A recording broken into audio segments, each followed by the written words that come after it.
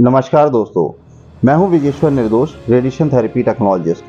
दोस्तों, आज हम बात करेंगे ग्लायोमा कैंसर के बारे में। जी हाँ दोस्तों, ग्लायोमा कैंसर एक ब्रेन कैंसर होता है और इसको सही समय पर अगर डायग्नोस कर लिया जाए और इसका ट्रीटमेंट सही समय पे ले लिया जाए तो पेशेंट का लाइफस्टाइल बहुत ही अच्छा रहता है, उसका सर्वाइवल बहुत ही अच्छा रहता है। दोस्तों, मेरे एक सब्सक्राइबर ने मुझे क्वेश्चन किया था कि आप ग्लायोमा के बारे में, उसके सिम्टम्स के बारे में या उसके ट्रीटमेंट के बारे में कुछ हमें बताएं। तो दोस्तों, उम्मीद करता हूं कि उनको और जो ग्लायोमा के बारे में ढूंढ रहे हैं कि कैसे ये कैंसर होता है, क्या सिम्टम्स होते हैं और इसका ट्रीटमेंट हम कैसे करा सकते हैं, उम्मीद करता हूँ कि इस वीडियो में आपके सारे आंसर मिल जाएंगे। दोस्तों, ब्रेन में जो कैंसर होता है, जो ब्रेन के अंदर ओरिजिनेट होता है कैंसर, उसको हम ग्लायोमा बोलते हैं। और जो ब्रेन की कवरिंग के अंदर से ट्यूमर ओरिजिनेट होता है उसको हम मेनिंजियोमा बोलते हैं। और जो ब्रेन के अंदर पिट्यूटरी ग्लैंड होती है और उससे जो ट्यूमर ओरिजिनेट होता है उसको हम पिट्यूटरी एडिनोमा बोलते हैं। और जो ब्रेन के अंदर नर्व्स होती हैं, उनसे नर्व से जो ट्यूमर ओरिजिनेट होता है उसको हम श्वानोमा बोलते हैं या न्यूरोफाइब्रोमा बोलते हैं। तो दोस्तों, सिम्टम्स क्या आते हैं? दोस्तों, सिम्टम्स जो पेशेंट को आते हैं ब्रेन कैंसर में, अगर किसी भी तरीके का कैंसर है तो सिम्टम्स लगभग एक ही जैसे आते हैं। होता क्या है कि अगर किसी को बहुत ही सीवियर हेडेक है और हेडेक 15 दिन तक आ रहा है, जा रहा है, बार बार ऐसे एपिसोड चल रहे हैं, या फिर किसी पेशेंट में उसको चक्कर बहुत आने लगे एकदम से और थोड़ी देर बाद वो ठीक हो जाता है, या उसको दौरे आते हैं, मुंह से झाग आने लगता है दौरों के समय, तो वो थोड़ी देर बाद ठीक हो जाता है और पेशेंट एकदम नॉर्मल हो जाता है। मगर ये एपिसोड अगर 15 दिन या 1 महीने के अंदर लगातार हो रहे हैं तो सच में दोस्तों, यहाँ पर हम सबको बहुत ही अवेयर होने की ज़रूरत है और अपने डॉक्टर से बहुत ही जल्दी कंसल्ट करने की ज़रूरत है। क्योंकि ये सारे सिम्टम्स जो होते हैं, वॉमिटिंग, हेडेक, नौजिया, और दोस्तों इसमें एक और सिम्टम्स आता है कि हमें डबल विजन, आकृति जो होती, इमेजेस जो होती है वो दो दो दिखने लगती, डबल दिखती है।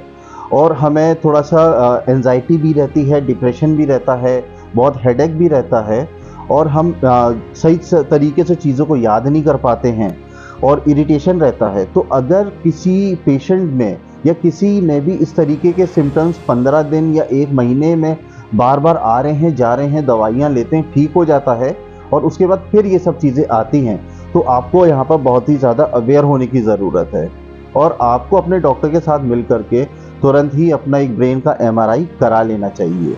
आगे इसमें बहुत और भी जांचें होती हैं। देखिए, अगर एमआरआई की रिपोर्ट डॉक्टर आपका कंफर्म कर देता है कि आपको ग्लायोमा है या अदर कोई ब्रेन कैंसर है, तो आपके सामने ट्रीटमेंट आज के समय में बहुत सारे अवेलेबल हैं।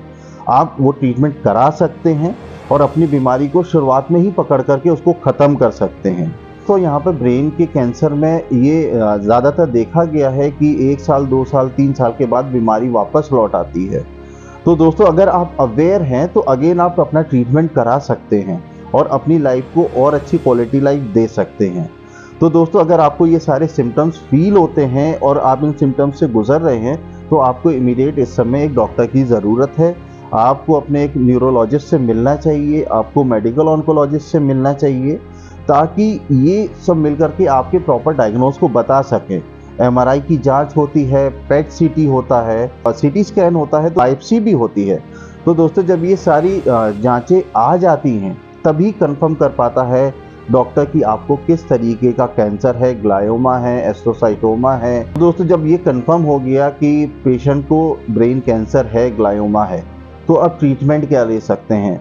देखिए, ट्रीटमेंट के लिए डॉक्टर आपको सर्जरी के लिए भी प्रिस्क्राइब कर सकता है, आपको कीमोथेरेपी के लिए भी प्रिस्क्राइब कर सकता है, या कीमोथेरेपी और सर्जरी और साथ में रेडिएशन थेरेपी, इन तीनों के कॉम्बिनेशन के साथ भी आपका ट्रीटमेंट बहुत अच्छा होता है और पेशेंट को ट्रीटमेंट का रिस्पॉन्स भी बहुत ही जल्दी और बहुत ही अच्छा मिलने लगता है। मगर अगर आपने अपने सिम्टम्स को 15 दिन के अंदर पकड़ लिया या एक ज़्यादा से ज़्यादा 1 महीने के अंदर पकड़ लिया तो आपका ट्रीटमेंट बहुत ही अच्छा हो सकता है। मगर ज़्यादातर होता क्या है कि हम लोग लापरवाही करते हैं और दवाइयाँ लेते लेते अपनी बीमारी को और बड़ा बना लेते हैं, और जब डॉक्टर के पास पहुँचते हैं हम 2-3 महीने के बाद, तब तक डिजीज़ जो है बहुत ही ज़्यादा बढ़ चुकी होती है और स्टेज बहुत ज़्यादा एडवांस हो चुकी होती है, तो वहाँ पर डॉक्टर के पास बहुत ज़्यादा कुछ करने के लिए नहीं बचता। अब क्योंकि दोस्तों ट्रीटमेंट बहुत ही कॉम्प्लेक्स है ब्रेन के कैंसर का और इसको बहुत ही कॉम्प्लेक्स तरीके से परफॉर्म किया जाता है। आप कीमो ले सकते हैं, कीमो के साथ आपका रेडिएशन थेरेपी चलता है। रेडिएशन थेरेपी में दोस्तों मैं आपको बताना चाहूँगा बहुत सारे ट्रीटमेंट ऑप्शंस होते हैं। अगर आपका ट्यूमर बहुत ही शुरुआती उसमें पकड़ा गया है और वो 2 mm का है या 3 mm का है या 5 mm का भी है, तो वहाँ पर रेडिएशन से ट्रीटमेंट एसआरटी टेक्निक के थ्रू बहुत ही अच्छा होता है, उसके रिजल्ट भी बहुत ही अच्छे होते हैं और कई बार ये टेक्निक सर्जरी को रिप्लेस कर देती है। बहुत सारी जगह ब्रेन में ऐसी होती है जहाँ पर सर्जरी कर पाना बहुत ही मुश्किल होता है, क्योंकि ट्यूमर की लोकेशन ही ऐसी जगह सेट हो जाती है, वहाँ पर सर्जरी कर पाना मुश्किल होता है और पेशेंट के लिए बहुत ही ज़्यादा हाईली रिस्क होता है। तो ऐसे कंडीशन में पेशेंट को एसआरटी टेक्निक के थ्रू ट्रीटमेंट दिया जाता है जो कि एकदम इक्विवेलेंट है सर्जरी के और पेशेंट को इसका रिस्पॉन्स भी बहुत ही अच्छा आता है। तो दोस्तों बेसिकली ब्रेन के कैंसर में मैं आपको यहाँ पर ये बताना चाहूँगा कि अगर आप अवेयर हैं तो आप बहुत ही अच्छा प्रिवेंशन ले सकते हैं। कैंसर के अंदर प्रिवेंशन ही एक सबसे बड़ा ट्रीटमेंट होता है, क्योंकि आपने अपने सिम्टम्स को पकड़ करके और जल्दी ही डॉक्टर से कंसल्ट कर लिया तो आपको ट्रीटमेंट के रिस्पॉन्स बहुत ही अच्छे मिलेंगे, आपका सर्वाइवल बहुत अच्छा होगा और आपकी एक जो ट्रीटमेंट के बाद जो लाइफ होगी क्वालिटी लाइफ होगी। तो दोस्तों ब्रेन के कैंसर में डायग्नोसिस बहुत ही इंपॉर्टेंट रोल प्ले करते हैं और वो बेस करता है सिर्फ आपके अवेयरनेस के ऊपर कि आपने कितनी जल्दी अपने सिम्टम्स को पकड़ करके अपने डॉक्टर के साथ कंसल्ट कर लिया। तो यहाँ पर आप brain surgery, radiation therapy, chemotherapy, immunotherapy, targeted therapy, बहुत सारे ट्रीटमेंट ऑप्शंस हैं आपके पास। बिल्कुल भी डिप्रेस होने की ज़रूरत नहीं है अगर ऐसी कोई परेशानी आपके जीवन में आती है तो, और आप अपना ट्रीटमेंट बहुत ही अच्छे से करा सकते हैं।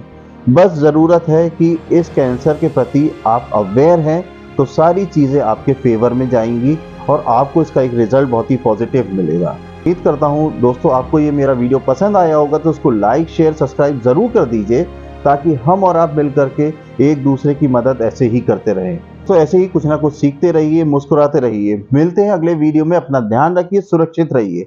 नमस्ते, जय हिंद।